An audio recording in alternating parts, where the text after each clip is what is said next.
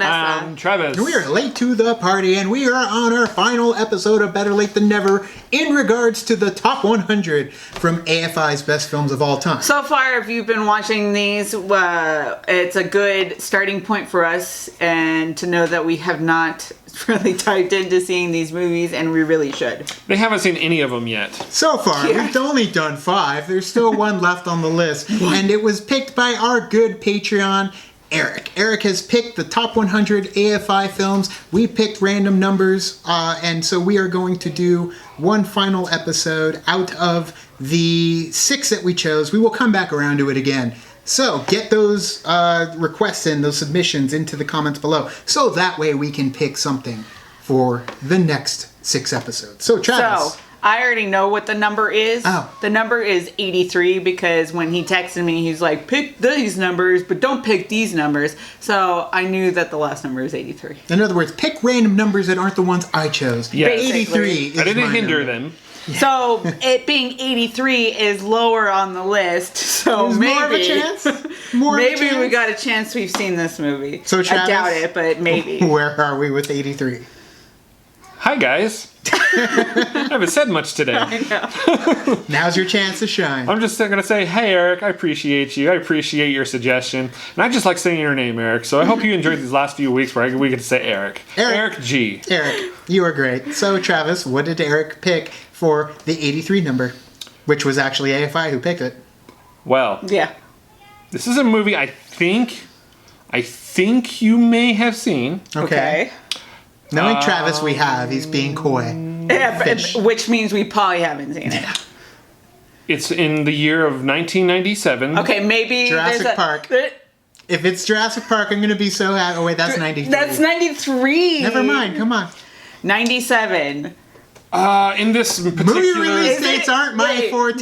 97. Why don't you go let them argue, man? 1997. Scream. There's only No, one that was like movie 94. that came out in 1997 that is my favorite of all time. She's getting verklempt over there. She's a little clumped. Talk amongst yourselves. 83. Travis, what is it? PG-13. I don't even want to look. I want to She knows just kind what of it is. guess. Hold on. It didn't start. Okay. Because I don't want to be disappointed, that's all. I don't want to be disappointed. Well, this film, 1997, was directed by a man who is very well known in the directing world. Okay. Doesn't haven't done a lot. Seeing her coming out of the darkness. This is so random. Gets me every time. This is so random. What's your Rest favorite in movie of all peace, Bill time? Paxton. Yeah, it is my favorite movie of all time. Just today. It's a paper that's been underwater for 85 You really years. think that's you, now? Of course it is me, dear. Wasn't I a dish? I know this movie like crazy. The picture is. Oh, yes. The woman in the picture is me. Told you wanted to take the call. 16th wore a stone called the Blue Diamond of the Crown. And today it would be worth more than the Hope Diamond. If your grandmother's who she says she is, she was wearing the diamond the night the ship sank. You really think she was there? Oh. I'm a believer.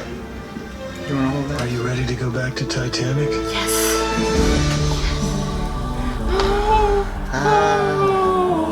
Rose. Jack. Very small, of course. String I could. The book is on the grandest ship in history, and you act as if you're going to your execution. Oh, I'm gonna cry because I love it so much. It is a fantastic film. I'll forget it, boy. It's like Angels angels fly fly out to the us, odds to get a like lights above.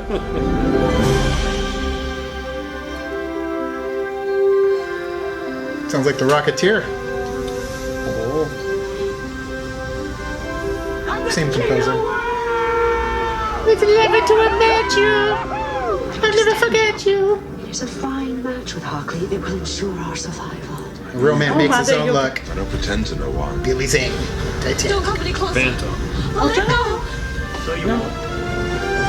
Oh, Don't presume to tell me what I will not do. You don't know me. Whenever I feel like it. I've got $10. best part is they actually used the Nothing score wrong. in the How trailer. the world works. I'm flying. Boobs. I was trying to lean a little. Put your hands on my fiance. They've got you trapped, Rose, and if you don't break free, you're gonna die. It's a ship. There's only so many places she can be. Have joy. Find her. By the way, there's an iceberg. Ahead. Smell Smell like ice, can you? Iceberg! Run ahead! I've been robbed. Is this it? Don't you believe it, Rose? Don't you do it, Rose. You're so stupid, Rose. Not Watch enough white Titanic, hash. not Star Wars. The better half. Doing money. When we finish putting first class paper on the roll. Vasquez from Aliens. Why are the boats being lost half full? For God's sake! We weren't sure that they would buckle. We were afraid the boats would buckle. He does exactly that. Oh no, what's gonna happen? You jump high, jump right. You're so stupid, Rose. Hope you enjoy your time together. Bird. Like how it's always in blue with James Cameron's name. Leonardo DiCaprio. Kate Winslet. Yeah. You have to stay on the ship as long as possible. Where Lovejoy eats it right there. Yep. Pour all this Spoilers. look at all this. You gonna walk a little faster in that belly then? Here it is. There's space. God almighty. There's your men out there. Grab it all. There'll be one less on this boat. Let you shut that hole in your face.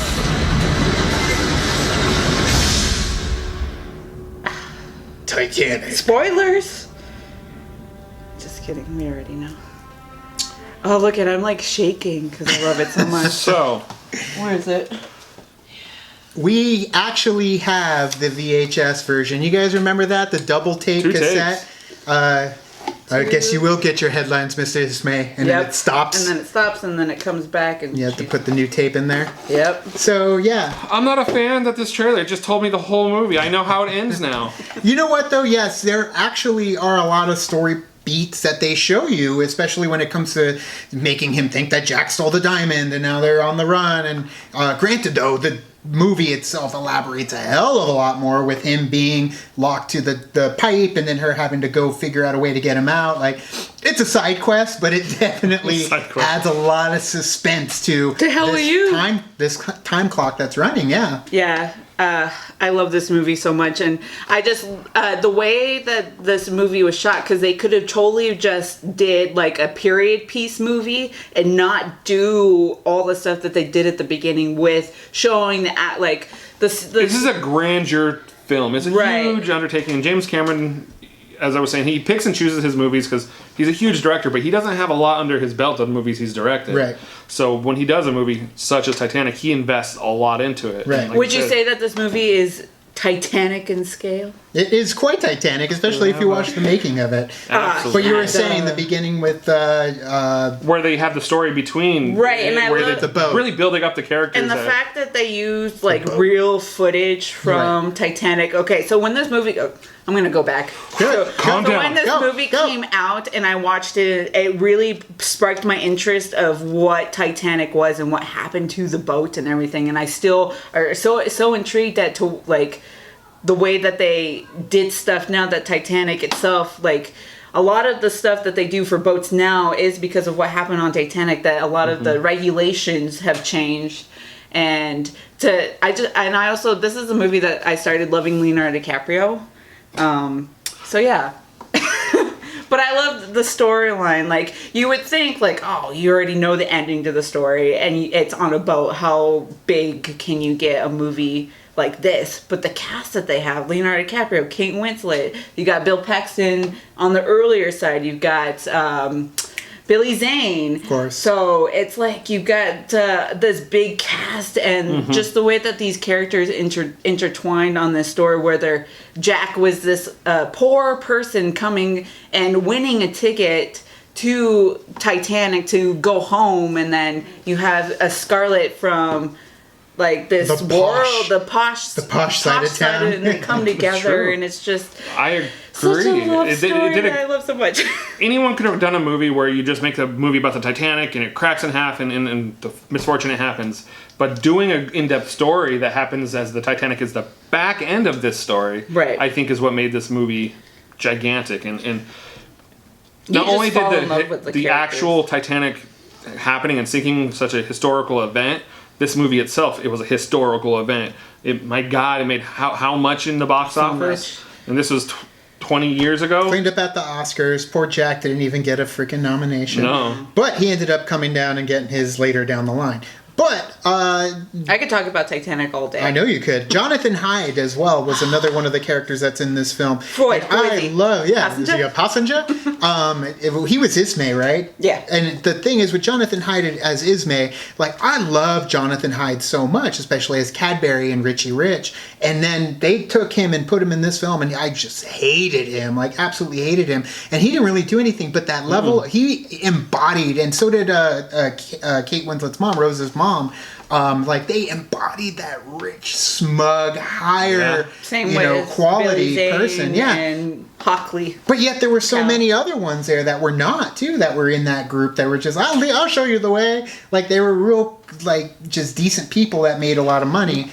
Again, goes back into actual historical things where that sort of stuff did happen on the Titanic, and they were able to embody these characters that may have not been real, but it really pulled that type of what we do in a human situation. We're real, but we don't know what part they played in reality in those situations. I just think that it was so amazing the way that he like created this movie, like the movie for Titanic, and the story within the movie is bigger than Titanic itself. Does that make sense? Yes. Like you are more enthralled of what's going on between them, and it just kind of that what happened with Titanic is like an additional to what is happening with Rose and with Jack and everybody on this boat. And you're going on a journey with all of these characters, and it's kind of sad because you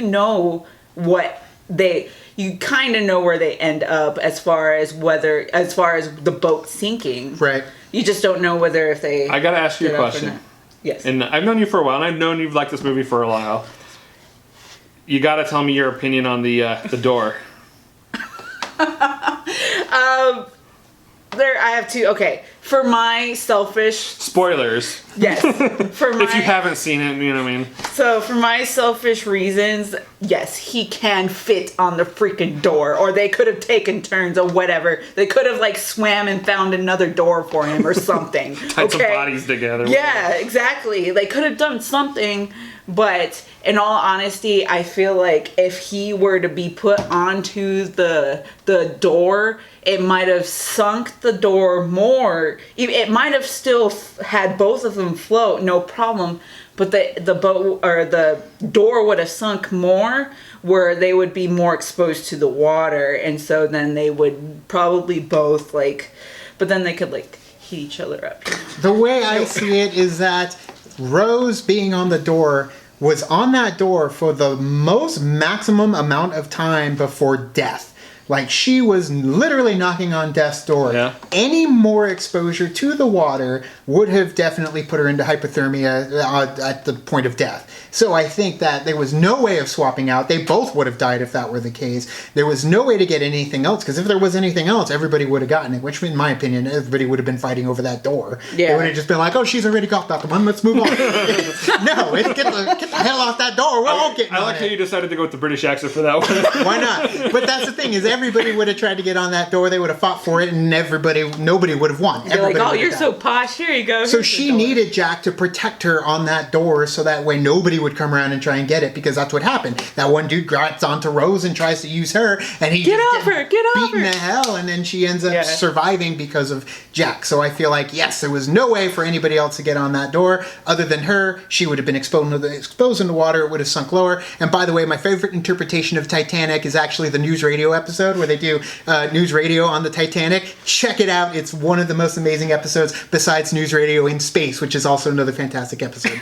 But Titanic. Anyways, we're going back to Titanic. We never left Titanic. We were always on the Titanic, just like Rose and Jack from here on. It's forever. just, I quote this movie so much, like, even, like, it just doesn't, everything about this movie is just, I loved it so much. All right, we'll talk about the score. James Horner. Okay, so James Horner's score is amazing, and the pivotal song, Rose, I love that song, and I have the soundtrack, and I also have Back to Titanic, which was like a second soundtrack that came out that had more on it, and I really enjoy the music because it kind of embodied like that old Irish feel to it. Right. And like, especially when they're going down to the third class and right. they're having that party and they're just dancing and stuff, it felt of the era. And it was unique. Like, the music is very unique that you can kind of pinpoint exactly where the music is coming from, and that's what you need when you have composers and you have music.